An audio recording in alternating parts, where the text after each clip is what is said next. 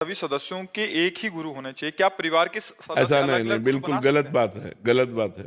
मान लो भाई का गुरु हमारी श्रद्धा नहीं, हमारा दूसरी बात, मान लो वो राम उपासक हमारी श्याम सुंदर में प्रीति है, वो भगवान का उपासक हमारी मां में प्रीति है, तो ऐसा नहीं। अपनी रुचि अपने इष्ट के अनुसार अपने गुरु का चयन करना चाहिए। ये व्यवहार नहीं है कि हम जहाँ ले वहाँ तुम भी लो, ये कोई रिश्तेदारी नहीं है। ये गुरु वरण है, ये भगवान के मार्ग का है। हमारी श्रद्धा बनती है तो हम पूरा परिवार ले लेते हैं, हमारी श्रद्धा नहीं बनती है तो हम अपनी श्रद्धा के अनुसार लेते हैं। इसमें कुल की रीति नहीं चलती है।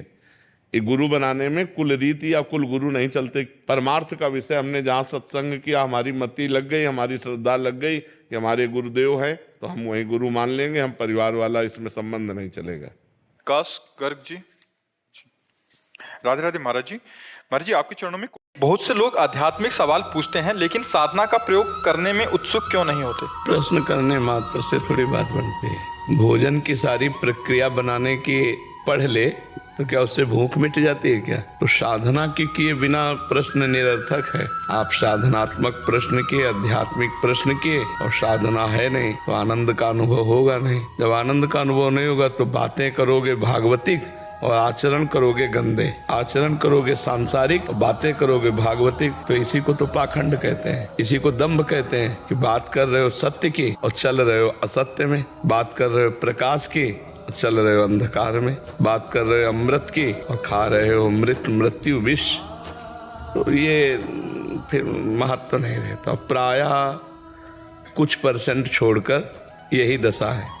बात करते हैं ज्ञान की और आचरण है अज्ञान के, तो उससे कोई लाभ नहीं मिलता। वो जीवन एक नाटक। जी, अभी अगले महीने 10 जुलाई को गुरु पूर्णिमा है। आप कह रहे हैं कि गुरु पूर्णिमा पर गुरु पूजन का महत्व होता है। हम आपके शरणागत, आप अपनी उपासना पद्धति में रोज छवि सेवा, मानसी सेवा तो गुरु जी की करते ही हैं, पर गुरु पूर्णिमा के दिन या उन दिनों में क्या विशेष करना चाहिए? उनकी गुरु जी के दर्शन करने चाहिए। यदि प्रगट में विराजमान हो तो गुरु जी के दर्शन करने चाहिए।